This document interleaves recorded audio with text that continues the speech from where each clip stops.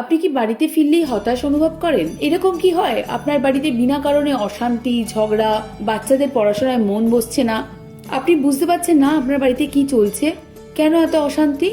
এইসব তখনই ঘটে যখন আপনার বাড়িতে নেগেটিভ এনার্জি রয়েছে। আপনার বাড়িকে নেগেটিভ এনার্জি মুক্ত করতে হলে আপনি একটা ছোট কাচের বাটিতে রক সল্ট নিন।